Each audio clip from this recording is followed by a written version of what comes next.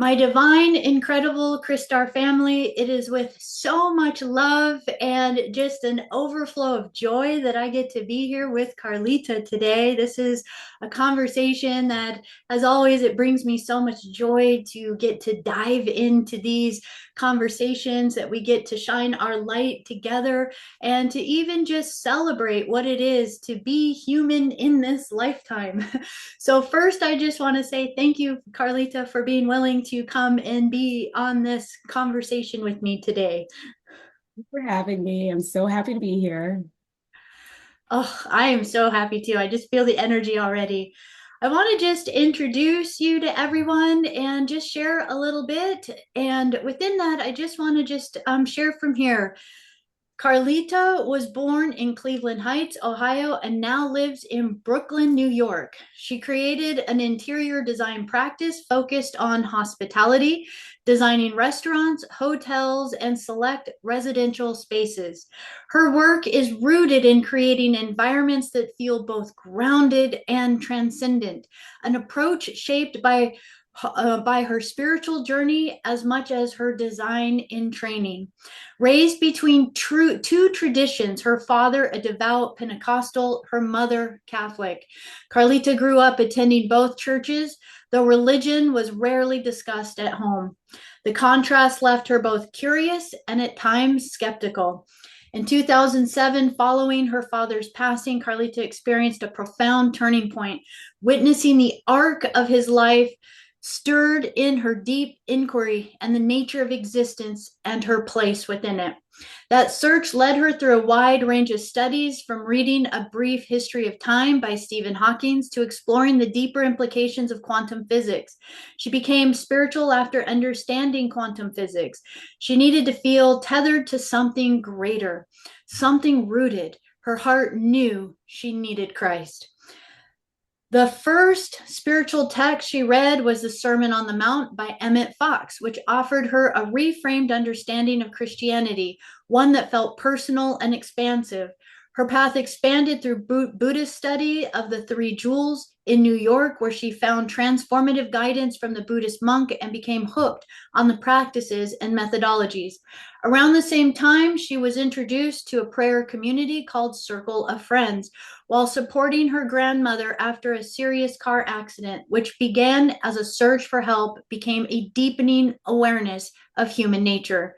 At one point, she consciously asked the universe to teach her about energy, an intention that led her to Reiki training and the practice of Qigong.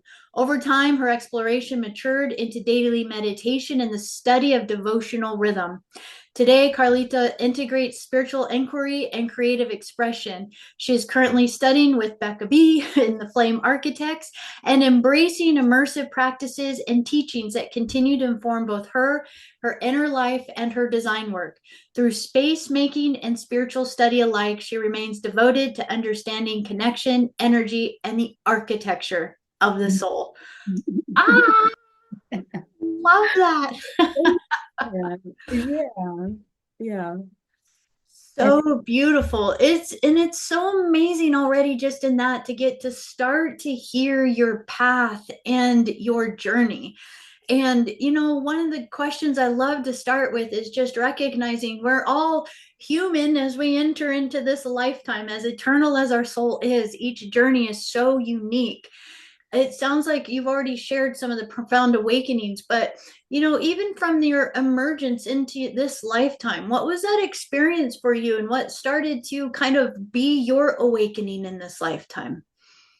you know, I I honestly like if I trace things back, I would say certainly like in my formative years, I feel like I was like really, really like a wild child, like just had no, maybe I was a little out of control. And I remember someone saying to me, like, you can just use words, or somebody just like pulling me aside and having a talk with me, and nobody had ever done that. And I was like, oh, and I just remember being like, okay, like more kind of conscious of my behavior at a very young age and how I affected people. I do remember that. And I had a boyfriend pass when I was about 13 years old, and that was very traumatizing.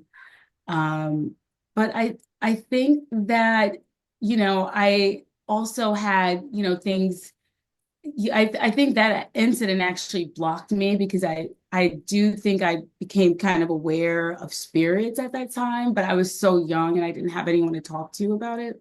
So I just blocked it out and I didn't even think about it and until a lot later in life. But I remember being at like a crossroads around the time I was 18 years old because you graduate from school and I didn't really intend on going to college, but I didn't know what I wanted to do. So I kind of took a year off. And in that time, I met this guy and he was very dreamy. He was like, I think he was sort of an angel, but he gave me this book and it was, oh gosh, why can't I remember the name of the book right now? It was a very, very important book. I remember reading that book and signing up for school immediately. It was about having a dream and this, boy following a dream.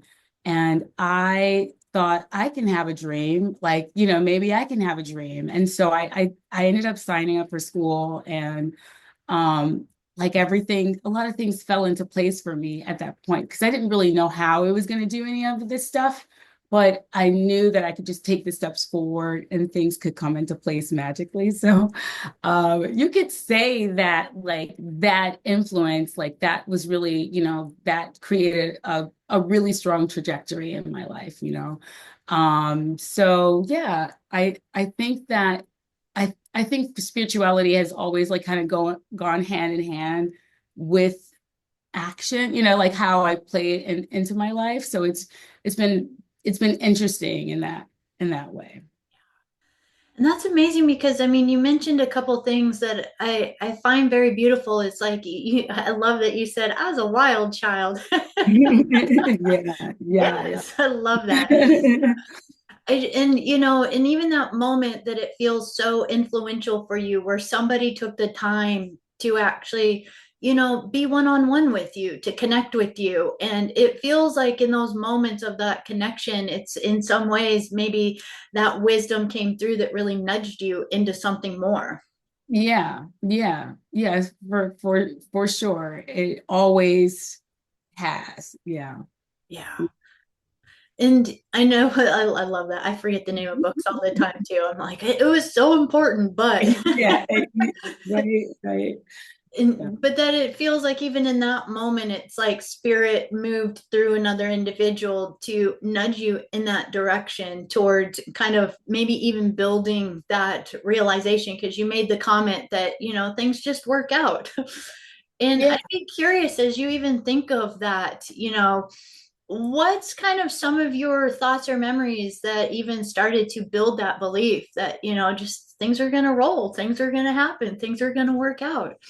So I mean, I actually, um, I I don't even know where the story begins, but so after I finished college, I worked at a design firm in Dayton, Ohio. So I moved from Cleveland Heights to Dayton, Ohio, and it was quite traumatizing for me. I mean, not traumatizing, but I feel like Dayton was like a really great place. I had some wonderful friends. I worked at a really cool company. It just felt like like a smaller town. And but I did meet a guy and we went to Chicago for a weekend and we went to this restaurant and I was I was sort of like, in a place where I knew I wanted to leave. But I didn't know what I wanted to do. I didn't know what I really wanted. So when we had gone away to this restaurant,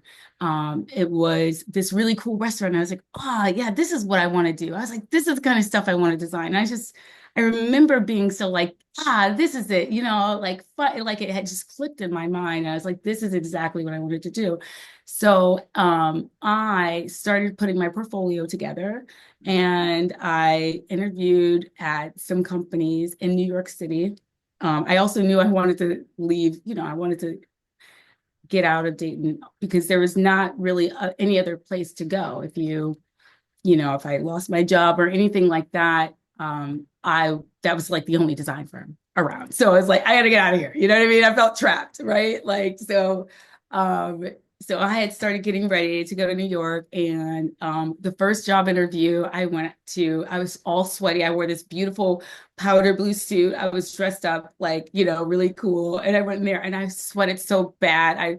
I got up and I was so embarrassed. I was like, oh my goodness. It looked like I peed on myself because I had been sweating so badly. And I said, this is why people in New York wear black. Okay. Like this is why they wear black. If in case nobody knows, that's, most likely the case. But anyway, I was just so embarrassed. But, I got through the interview and I had another interview the next day. And I was just so embarrassed during that interview that I was like, I don't care what happens. I really don't care. Like when you just like, I did care, but I'd become cynical at that point. I was like, I'm not going to try to look good anymore. Just like, I was in my head about it. And I don't know. But I ended up getting this job right away. And that company was the company that designed that restaurant that I went to in Chicago. Oh, I got goosebumps everywhere. Oh my God. Yeah, yeah, yeah, yeah, yeah, Wow. yeah. So I got that job. They hired me right away, which I don't think they ever really do, but it was just such a great, like, I just loved that. I loved that the company and the vibes. I was there for about 7 years, and I quit there to work with a very small firm, and everyone's like, "What are you doing? You're crazy, like you're crazy, like you're crazy." And because it was like, why would you go from something so big to this? And I wanted to get some more experience, and I thought to myself, because at this time I had started practicing a little bit of Buddhism. I knew if I could make him successful, I could make myself successful. So I was like, I'm just gonna ride that wave. You know what I mean? And I told my old boss at the time this story. He said, Carlita, I was the project manager for that restaurant. He was like, that was my project. I Wow. had never, yeah. And so I always say, like, I mean, like, you know what I mean? If you want something, like I mean, I don't know if I realized the magic in that the time, but I feel like it's been such a revealing thing over the years, and I can't really deny that. I can't deny that synchronicity, and that power. So yeah, yeah.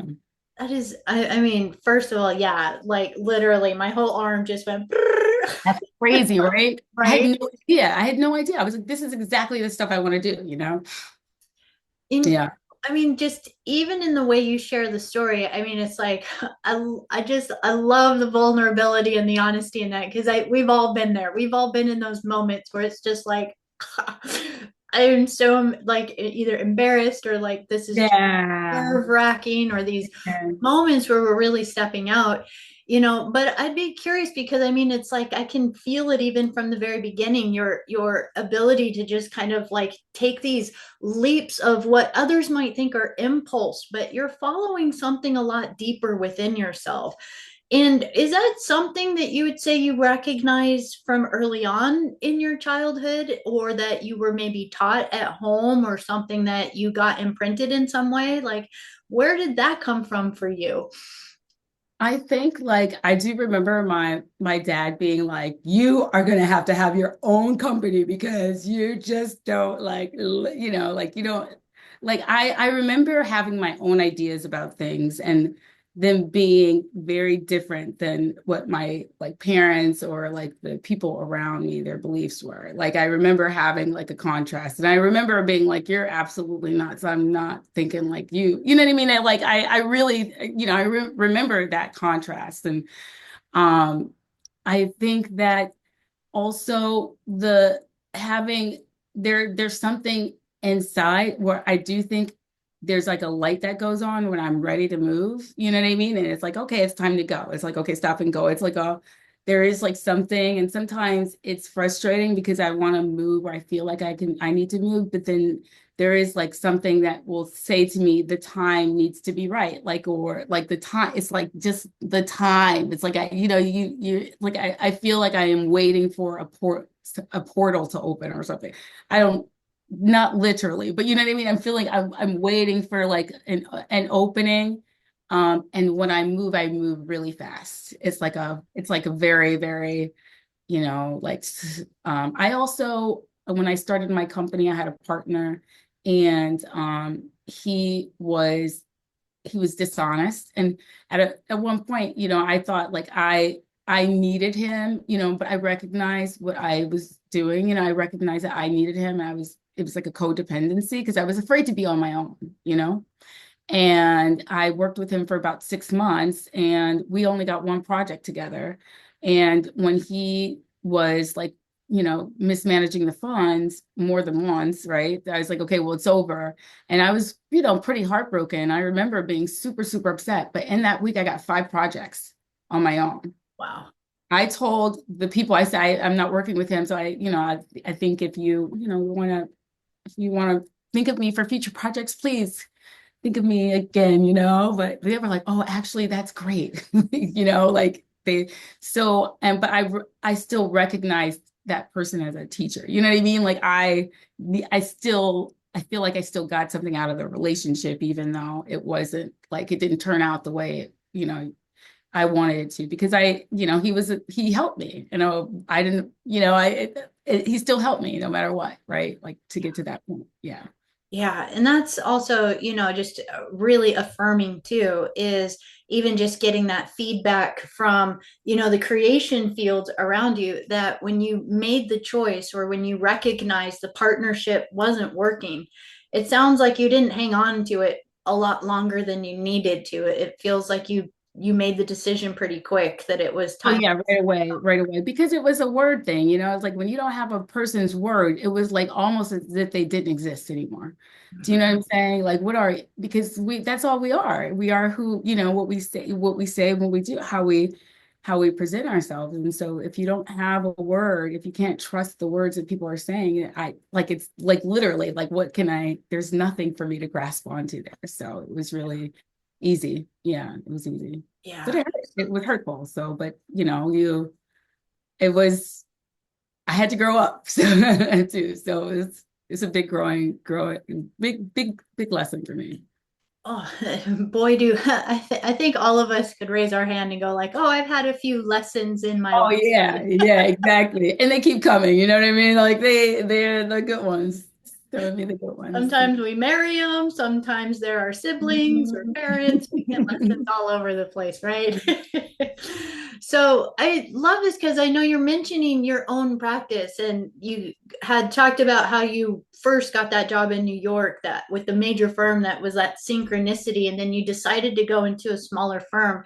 So when did you decide, like, because it sounds like, did you do much with the smaller firm that you were with for a bit Yeah, before you created yeah. your own? I was really comfortable with the smaller firm. I think we did really well together because we were like small boutique, and when you're small and boutique and new, it's like you can do a lot. You have a lot of creative freedom. So we did some projects in South Korea, but he actually decided to merge with a bigger company and gave me my first actual opportunity to work on my own as we were transitioning. I just closed this project, and so I had funds for a few months, and then I knew I was going to start my own company. So it was just a matter of like, feeling safe enough, and so I think one of the things that happened was I did interview at other companies for other jobs, and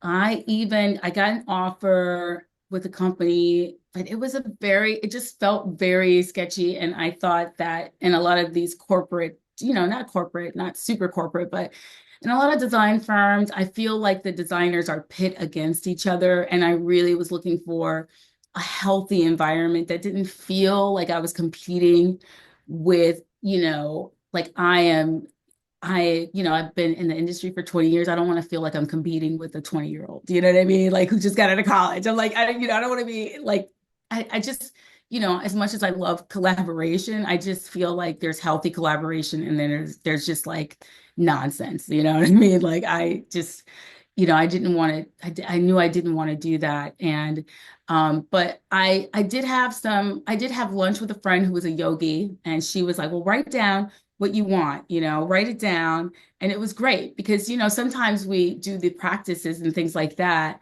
but we can forget, you know what I mean? And I also, when you don't have a regular practice, you don't even know if something comes up in your life, you can't really regulate. So it's like, at that time, I had, done a lot of like the Buddhist studies, a lot of the prayers, but I was also like, having fun, you know what I mean? A lot of, having fun in a social life. Yeah. Um, so yeah, I think starting my own business really made me buckle down on my spirituality, I think, because you can start to see where you're really stuck at. You can start to see where things are moving or where you have blocks, or you're like, why isn't it working for me? You know what I mean? Like, why does it work for other people? And it really led me to sort of do deeper work, deeper work. Oh my gosh, bless you for saying that too, because it's like, I think there is a lot of stigma that individuals hold that it's like, oh, well, you can't mix business and spirituality. You can't mix success and, being abundant or thriving within, the material reality. And I think that's beautiful that you were actually able to embrace that your higher self was leading you to be on your own. And I will acknowledge, you just said you only had like 2 months worth of funds available, leaping in to this adventure of literally starting your own business. I know so many people that if they didn't have like 6 months or a year's worth of security, they wouldn't want to have the courage to do it. So that's amazing. Tell me a little bit more about, the way in which, you really started to take in that responsibility, how stepping out on your own was really a powerful initiation for you. Yeah, and I think I didn't realize that it would be such a soul journey, but I think it became that when I I think I don't know what happened, to be honest with you. I really I got a project in Cabo during COVID. And let me just tell you about that too, because I made this, I was sitting to myself and I was like, I need work, I need to work. I need to get some projects. And I had kept saying, I have to wait for this. I was like, I'm gonna have to wait for this. I'm gonna wait for that. And I said, you know what? I said, I'm not gonna do anything. I'm just gonna email people. I'm not gonna get my portfolio together again. You know what I mean? Because you keep getting in the cycles of updating this and updating and that. And then like, it's weeks later, and that project came up when I did that, when I said, I'm just gonna go for it, So I went to Mexico for about 5 months and I came back and it was depressing. I was depressed. Okay. I was like, only because I had lived in Mexico in a hotel, you know what I mean? And I had like, everything was taken care of and I was working. It was like, the whole team. It was such an amazing experience, to do like to see your design come to life and within days, sometimes I wait a long time to see things come to fruition. So it was just such a great experience. And then you come back home and it was like, oh, and I was like, I wish I could sage. I wish I could sage, or like I was like, I don't, and I hadn't even saged before. I'd never done that before. I was like, but I said, I wish I had some, you know. And I was like, still getting my packages and stuff together, because I'd just gotten back. And I opened up one package and it was a box of sage and a crystal. I kid you not. I kid you not. It had no cinder. It had like a label on it. It was from a little shop, but it wasn't like, okay, this is from so and so, thank you. It was just this thing. I was like, wow, it's like this is the strangest thing. And then, of course, I saged my apartment and I got possessed. Okay. I cleaned my apartment for like 5 days. And I said to myself at one point, it was like 3 in the morning. I said, I got to stop. I was like, I'm okay. I was like, because I was possessed. I mean, I was like throwing everything away. I mean, it was like so much. There was so much, like so much happening. And I was like, I gotta go to bed. I'm tired. Like in my head, like, can I stop? Like it's clean enough here. It's clean. I'm good. And I feel like that probably took me over that was like maybe my first where I really was like, okay, something, and like I felt like I was more called, or there was something there, and I stopped drinking in that period, and I started seeing um nutritionists, and I I just changed a lot of things in my life at the time, like just really quickly. It was like a very quick cleanup. So yeah. I love it. You're like, I was possessed to just I keep was cleaning possessed. and clearing It it. was Oh it my was gosh. it was like a crazy energy. And I was like, every time I want to clean, I sage. You know what I mean? When I want to clean, I sage, because I know the spirit is gonna, the spirit's gonna help me out, Spirit, she is gonna help. But Uh, it's like so profound though, because it's like as you kind of even delve that into the quantum energy and just literally what was happening, in some ways you were witnessing an entire kind of purging and rebirth. Just yeah, even you saying you were tossing things out, clearing things out, like almost like a complete cellular purge on the physical level, yeah, since that trip that you got yeah, back. yeah, yeah. So it was like it was intense. Yeah. It was good. And I felt like something was missing, and I had been seeking like a teacher, and I kind of given up hope on it, just because it's I think like there was a period that was just an icky time, and but I did find a Qigong teacher, and I became obsessed with Qigong. I really, really, and Reiki, the idea of Reiki, and and and and yeah, I just really, I like, oh, was like, what is energy actually? Do I really know what energy is? One day I said to myself, does anybody really know what it is? So I started looking at it, and then I think once I understood, okay, energy doesn't, it's not traveling in something, it's around something. It really makes you think like, okay, there's just so much that we could tap into. We just don't even, we don't know about. And we should. We should know. We should know there's an invisible world out there that we should know about. Yeah. Oh, I wholeheartedly agree. And it's like, it's invisible to our five senses for sure. But, the more that we get developed in it, I think the more sensitive we get to actually becoming aware of it in so many Yeah. different ways. And Qigong is absolutely amazing. Qigong and Tai Chi, and, just being able to work with those types of practices is such a potent way to begin to move energy through the body and to begin to even kind of step back into the body. Yeah, and I didn't realize it either. I was like, "Oh, this is so cool! I can move energy this way. Like, I'm gonna move all the energy. Why would I want to move the energy in my body? You know what I mean? Why would I want to cultivate that?"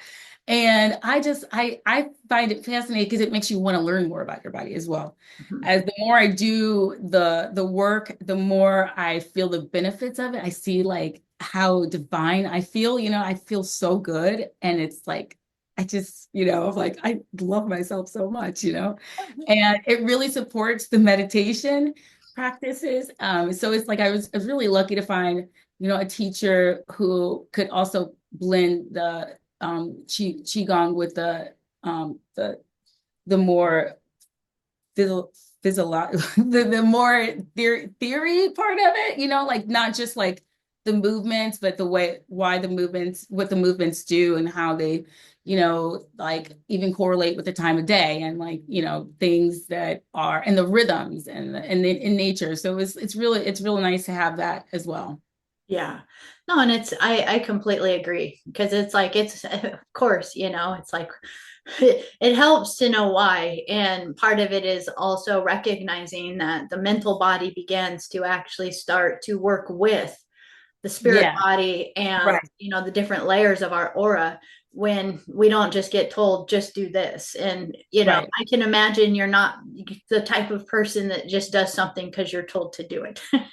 Right, right. I mean, unless it's like, I mean, sometimes I think things have to resonate, what I mean? Things have to, things have to align. And I do think you feel it when something is, you feel it, you feel it. You might not know it, but your heart will.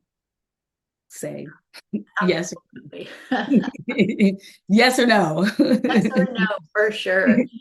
So I know, like, because even just going back a little bit, and even in your path, I'd love to even just touch into, because I know it's actually backtracking just a little bit, but you'd mentioned something really important about your father's passing as being a really profound time for you to begin to ask the questions of, like, hey, what are we? Where are we going?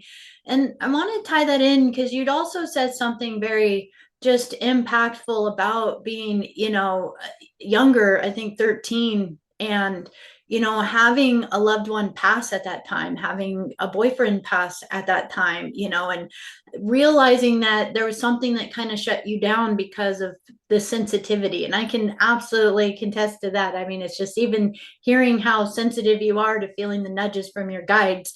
I can imagine that you did have an absolute openness to the spirit realm. What was it that you kind of felt from your father's transition or your passing that you could reflect on now that was so impactful for you? Well, I think that like I I immediately was like, what the fuck? You know what I mean? Because like when you see someone's body so lifeless, I just could not go on the way I did. Like everything was normal. Because I was like, where did he go? Where did he go? Okay, if he went into spirit world, where what is spirit world? Okay. And then I was like, well, wait a minute, what the am I? Like, what am I? And like, what is all of this? And then I was like, and we're just on a rock, we're like just floating on a rock in the middle of outer space. You know what I mean? So to me, it was like I just feel like that my world was like, and like it was almost like I had to redefine what this was, you know what I mean? And I started, I don't think I began, with religion because I think I was probably on the other side because my dad was a born again. He became a minister later on in life. And so he was very much like, you have to accept Jesus as your savior, you're going to go to hell, kind of like stuff. And I was just like, that is just like I never took on to that kind of, it never pulled me in that type of stuff, right? So I don't think I was thinking, oh, I want to, look at religion. I was just like, I want to understand what everything is. And so I was like, okay, what's the sun made out of? And what's the earth and like what's the universe? And then, and then I started learning about quantum physics. And I think when I understood quantum physics and I was reading books about fractals, and I was like, I don't want to be a fractal. I was like, I do not want to be a fucking fractal. You know what I mean? Like, I'm sorry, but and I just remember thinking like there's like all of these possibilities. But I felt like it was like a void. I was like, it put me in a sense of a void, and I needed something to pull me back. You know what I mean? I needed like to feel like I was a part of something. I don't even know if that's the right word to say. I just felt like a very emptiness in the vastness. And I was like, I need Jesus. Okay. I was like, I need Jesus because and I think that quantum physics is very it's kind of spooky. You know what I mean? It's scary. I was like, I need Jesus right now. You know what I mean? I was like, so I had a book in my collection. I don't even know where this book came from because it was Evan Fox's Sermon on the Mount. I did not buy it. I was just there. So, and I just happened to read it. I was looking for something and I read that and it was really, it just really opened my heart. I was like, this is so beautiful. And I was like, I loved all the ideas and I started reading a lot of his texts and a lot of his books. And then I started studying Buddhism. I went to a talk with a Buddhist monk and a fighter pilot. They had like a 3-day lecture, and I had asked them a question. They answered one of my questions, and it was really great advice, and I live by those words. So that's how I started attending his center in New York, and I studied Buddhism for quite some time there. Yeah. And then I was introduced to this woman, and my grandmother had just been in a terrible accident where she broke every bone in her body. I literally am not Oh my even, God. it's just, and I felt so helpless. And I was just like, I didn't, when you just feel so helpless. And she's like, well, there's something you could do. And I was like, well, what can I do? What can I do to help my grandma? And she's like, you can pray. And so she introduced me to this group, and I went to this prayer circle. I started doing it for my grandmother, but I never, my grandmother passed on, and I still continued with the group. But my grandmother did walk after this, and she was 80 years old. So this is pretty miraculous. And she really broke it. When I say every bone in her body, she really broke almost everything. So it was really traumatic. Yeah. Um, but yeah, it was just her time to go, to be honest. But like, I feel like you can pray, and you can try to heal. Sometimes it's just time for people to go. And I did learn that as well. But yeah, I think that it's I really I think it's all connected. You know what I mean? All of the practices for me in my life, they've all connected. And so I feel like they're just different ways of some of them are different, but they're all connected. I feel like, it's come full circle, really. Yeah. And you said something that I think so many people can relate to, and that is feeling that void. For you, it was the death of your father that created that kind of breakthrough in your consciousness that sent your consciousness on a spiral of what is, and, fill in the blank. And I think at some point in our awakening process, we all go through those different moments. Sometimes it's a big one, sometimes it's a bunch of little ones that happen, and each one can feel like our whole world is ripped out from underneath our feet of what we thought creation was. And I think you described it really perfectly about how it kind of spirals us sometimes. Yeah. Yeah. It was like, what is going, like, how could, and then I couldn't, some of my friends would say, what are you doing? Why are you so into this? And I was like, I need to find out everything.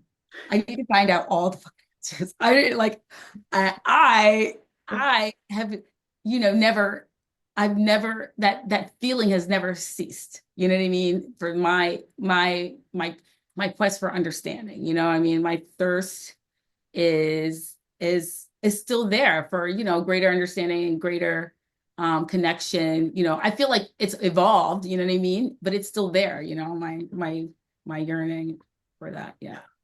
Yeah, and I think, that's part of our soul.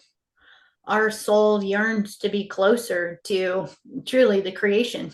And, Yeah. part of that is to recognize what are the illusions between that we have made up in this storyline that we call being a human or being life. So, I don't think any of us are going to get rid of that yearning once you're on it. Yeah. Yeah. I mean, it's it's cool. I mean, I do think every day is a miracle. You know what I mean? I really do think it's like I don't know. To me, it's like undeniable because like we're just floating on a rock in outer space. And I think that is just miraculous. Every day is miraculous here. I love I that. do. I'm just, like that's what I really feel that. I really feel it. Yeah. Yeah. Like there's something more to this life. Absolutely. Oh, absolutely. You Yeah. just have to zoom out to see it. Just zoom out. Well, and especially even beginning to contemplate, I think death is such an important thing to contemplate, because it's like it's something that really was one of our most ancient practices, was actually living our entire life to prepare for that sacred moment. And I find that just beautiful that that was just such an awakening moment for you, seeing that Yeah. moment within your own father. Yeah, I do. I feel like his death was a gift, and it was like you also feel like this, incredible peace. I remember feeling this incredible peace after he passed for a couple of days. And then when I came back home, I immediately framed my favorite picture of him. And I said, well, Dad, you finally get to see my new apartment. And all of the lights in my apartment went on, all of them. It was like a total blackout in my apartment. And I said, holy shit. I was like, did they like I said, and I looked outside to see if the lights outside had gone out. No, it was just my apartment. It was like that for about 30 minutes. I said, can you turn the lights back on? Like, so, I mean, I feel like I definitely, like it's undeniable. I mean, it's like, come on, you know what I mean? Like you can't deny that there's, more, and it's just waiting for us to discover it. So, just waiting for us. I'm there Wake with up you, and girl. inquire, just waiting for us to ask whatever questions we want, like just Yeah, I agree so much. Oh my gosh. So, just even like as you began to really embrace more of like the quantum and, just understanding creation fields and energy and these kinds of things, I'd love to dive into just how that transformed the work that you do. Because even from the very beginning, the very first restaurant that you saw in Chicago, that really like you saw an impact that space moved you to yeah. awaken something. And you even mentioned that, in that intro, that it's like not just about designing a place, but it's also how that place can really be a transformation.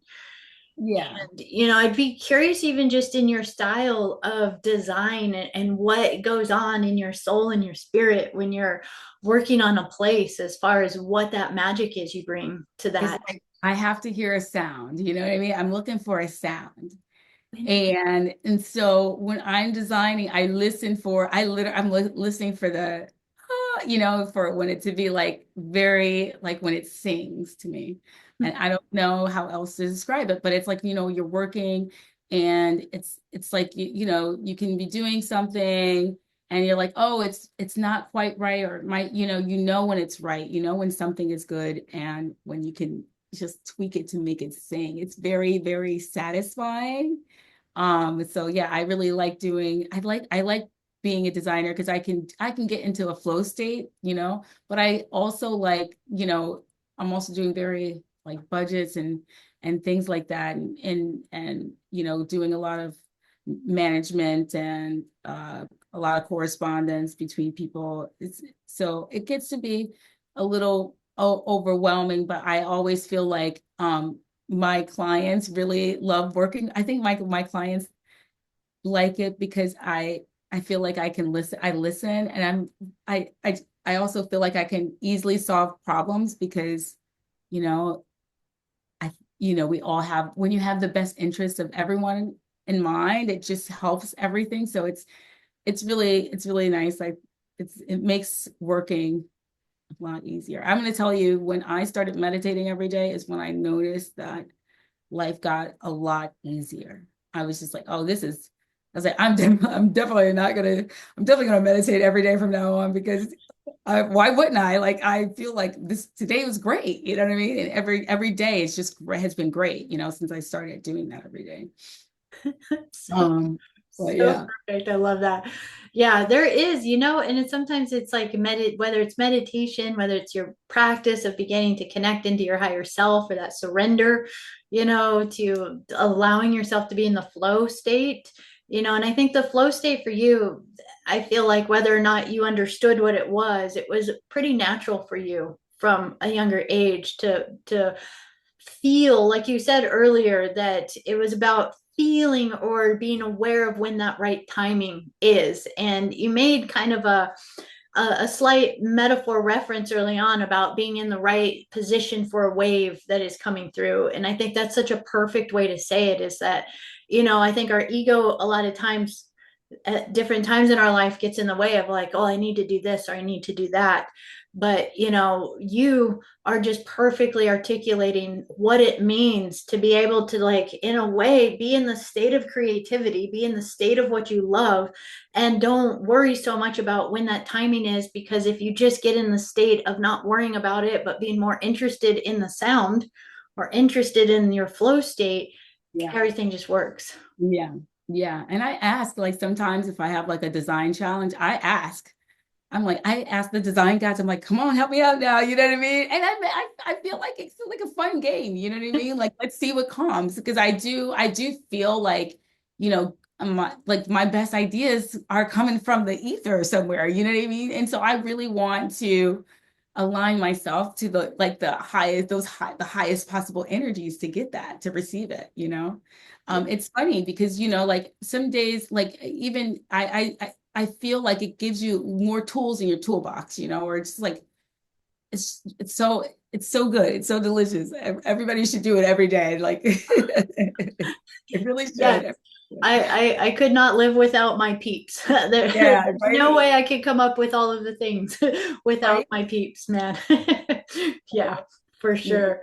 Yeah. Oh my gosh. So, and I know like a lot of the jobs that you do, you're mentioning they're sometimes maybe like lobbies or restaurants or more corporate types of things, but even in just the work that you're doing, how do you play with integrating this level of energy into something that others might think is just mundane? I think a lot of times people still get that idea. It's like, oh, well, if I work, I'm just going to say it this way, a corporate type of job or like a job that is maybe like dealing with, reports and having to connect with people and working numbers and, paperwork and these kinds of things, then you can't bring spirituality into it. It's like, I know that's BS.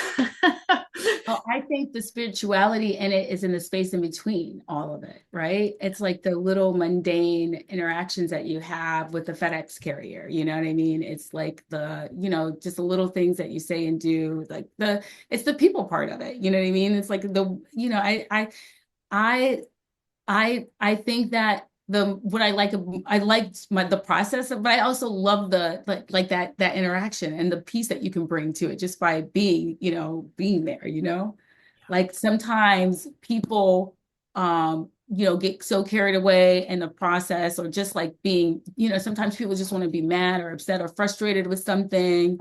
But when there are times, when you can just extinguish something just by your calmness. You know what I mean? And some people still won't want to accept it sometimes. They still want to be angry about it, like sometimes. But like that kind of energy is very useful. You know what I mean? It's very, very impactful, and it's very fun, it's I think I experienced being a designer on the other side of it as well. And you can be a very, very good designer, but if no one wants to work with you, then who are you? And so we need people, we are really connected to people. And like my work is very much the beauty of my work is like people help it. It's not beautiful and I need all the help I can get to make it beautiful. So you need people to be, aligned together and, a strong team. Yeah.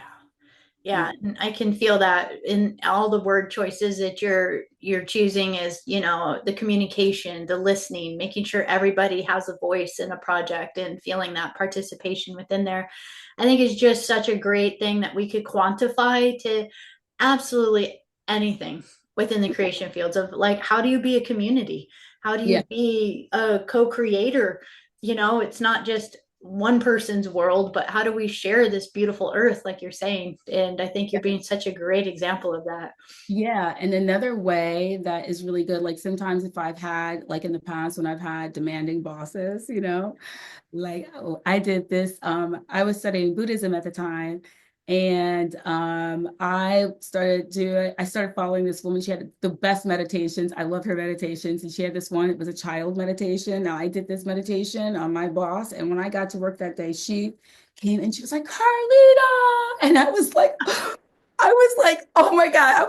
I was like, it worked so well. Like like our relationship after that had never, it was just like an overnight shift, like it really was like, I mean, she went from demanding boss to being like just a sweet, like just like a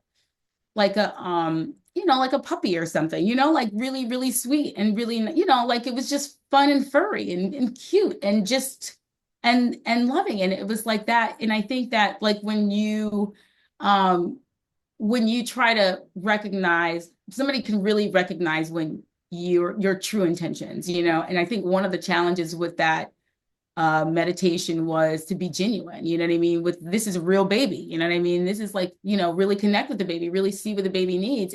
And doing that, she was the baby, Hmm. and going deeper and deeper where there was like even nonverbal, right? Baby cannot speak, baby is so delicate, and I just so whenever I have things like that come up where I feel like something going through a difficult situation, I try to tune into that person's what is it they need, like so that I can give it a shot, that I can try, to make the situation better, right? Without arguing, because arguing doesn't work. Yelling doesn't work. Yeah, and what a beautiful practice too, because it's like, that builds on so many different modalities in there of even recognizing that, you know, in some ways the infant that we've all come in as, the pureness, the innocence, that Yeah. that vibration within there, and that at that level, I can only imagine the depth of listening, Yeah. that you get to bring to that very Right. practice. So beautiful. I invite anybody that's even dealing with someone to maybe explore that as a possibility, to Yeah. take that person that is challenging you, and what would it be like to begin to see them as their innocence of what is it that they're really, really calling, seeking, or needing. Yeah. Exactly. Yeah.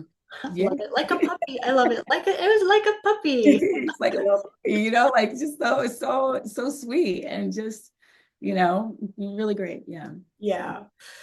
So as you're, moving with your own private practice and your design company, what are some of the dreams that you're allowing to come into manifestation, or that your guides or your crew is definitely moving you towards at this time?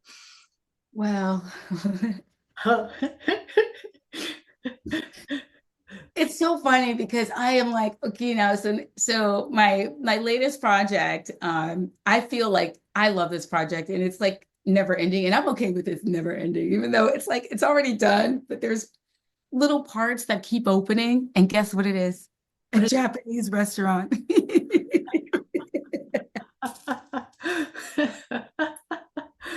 Oh my gosh. So I am just, I'm like still enjoying this. I think that I'm learning. I think it's my feng shui, to be honest. It's like my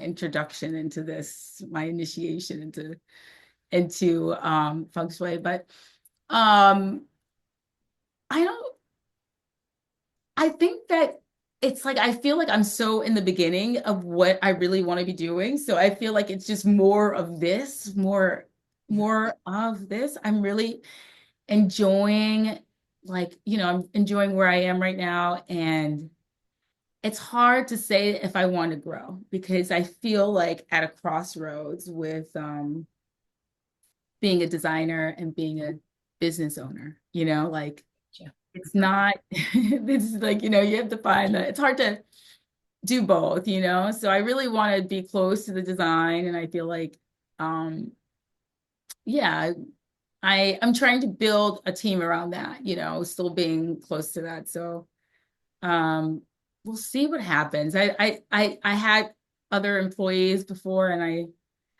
I yeah, yeah. So I feel like I like where I am right now, but I feel like there's also the other side of it where you can be doing this and you could be doing that, and you could be, I really like where I am now. Um, That's and perfect. I'd like to work less, what I mean? I'd like to work less. I'd like to, you know, earn more and work less and enjoy a little life too, I think everybody to raise their hand on that one You too. know? You got us on all that one. And it's But really hard to, it's easy to get busy, you know what I mean? So it's like it's so easy to be too busy to do anything. And I like having time for my practice, and I I don't want people calling me all the time. So, so I feel like the same way. I'm still pushing things away, and I recognize that, and I am trying to overcome that. I think I am trying to sort out what it is now that I'm here, and I know I could be. It's like I'm trying to sort out.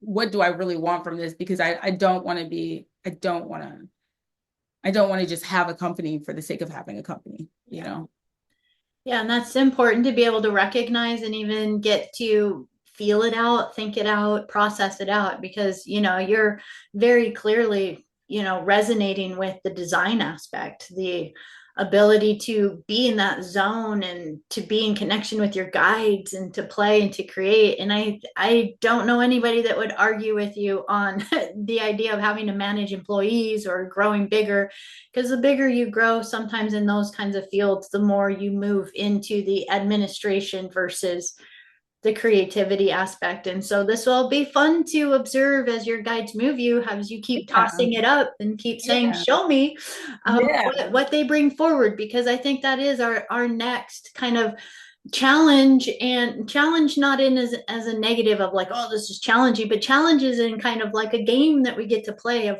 how can we create bigger with our guides and right. really be in the flow of spirit even more, like you're saying, less hours of like the work aspect, more of the abundance flowing through, more of the joy and the happiness. And I, without a doubt, know, girl, you're going to be one of the people that shows us how that happens. Yeah, I feel like that's like I really like the idea of that, like creating a healthy environment and really like living and you're living your truth, like I don't want to have a separation from my work life and my spiritual life. And like I don't want to have all of these different lives. I want them to be, you know, I want them to work and flow with each other. Yeah, absolutely. I agree wholeheartedly. And I really feel, as a collective, as a community, that's what we're learning to kind of hold a template for with each other of how do we really start to move into those directions that are really spirit guided. And I'm all game for it. Let's play. Yeah. Yeah, it's fun, right? It's really fun. Yes.